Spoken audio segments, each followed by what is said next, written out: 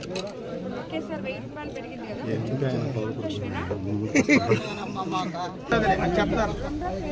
కొత్త పెన్షన్లు రాయించుకుంటాం సరేనా వచ్చినప్పుడు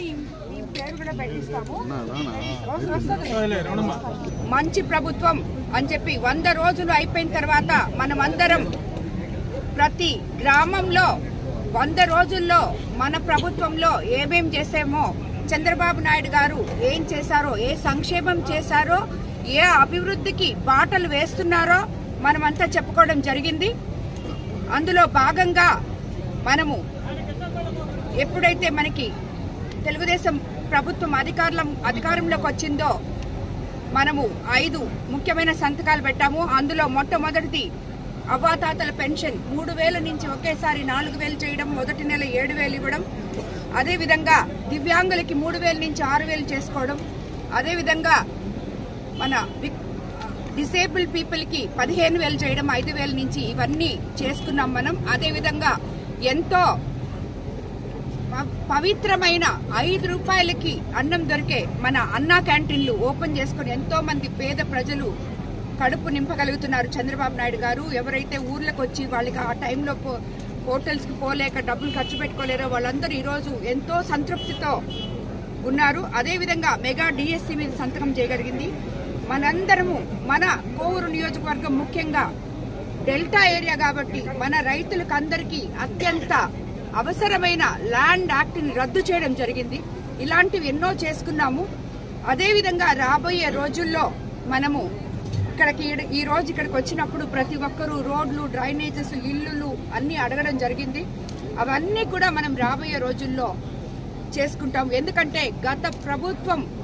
మిగిల్చిన ఖాళీ ఖజానాతో మనము అడుగులు ముందుకేస్తున్నాం ఈ 100 రోజుల్లో ఈ మాత్రం సంక్షేమం చేసుకోవడం చంద్రబాబు నాయుడు గారి విజన్ ఉన్న ముఖ్యమంత్రి కాబట్టి ఎలా ప్లాన్ చేయాలో ఏం చేయాలో ఇవన్నీ కూడా చేసుకుంటూ వెళ్తున్నారు మనము ఏవైతే సూపర్ 6 పథకాలు ఇచ్చామో అవన్నీ కూడా తప్పకుండా నెరవేర్చుకుంటూ వస్తాము గత ప్రభుత్వం మన మీద చేస్తున్న ఈ విమర్శలు వాళ్ళకి అర్థం కాక 100 రోజుల్లో వీళ్ళు ఇంత మంచి పనులు చేస్తున్నారని ఉద్దేశం అది అర్థం కాక వాళ్ళు మన మీద ఇలా చేస్తున్నారు మచ్చికి నిన్న ఒక పేపర్లో వచ్చింది కోవూరు నియోజకవర్గం గురించి ఇసుక తర్వాత వచ్చి కమిషన్లు మిగతా నువ్వు 6 సార్లు ఎమ్మెల్యేగా ఉన్నావు ఒక్క గ్రావెల్కి ఎన్ని మిషన్లు పెట్టావయ్యా నువ్వు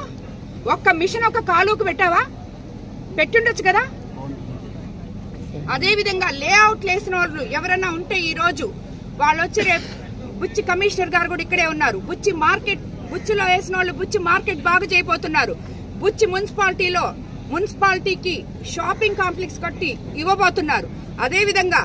కోవూరులో మార్కెట్ బాగు చేయబోతున్నారు కోవూరులో లేఅవుట్ వేసిన వాళ్ళు సరేనా ఎవరైనా ఏం చేస్తే మేము ఒకటే చెప్పాం మీరు ఆ ఊరికి బాగు చేయండి ఆ ఊరిని మంచి చేయండి ఆ ప్రజలకు ఉపయోగపడేటట్టు చేయండి ప్రజల్ని ఇబ్బంది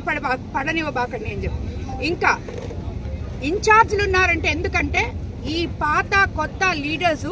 వాళ్ళకి కలయిక కుదరక కొంచెం ఇబ్బందులు పడుతుంటే మనలో మనమే కొట్టుకుంటే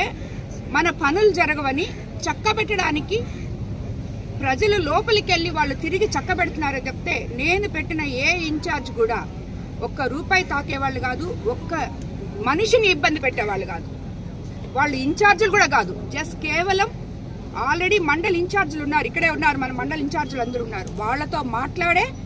అన్ని చేస్తున్నాం ప్రజలు ఎక్కడా ఇబ్బంది పడకూడదు అని ఒకే ఒక కారణంతో కోవూరు నియోజకవర్గంలో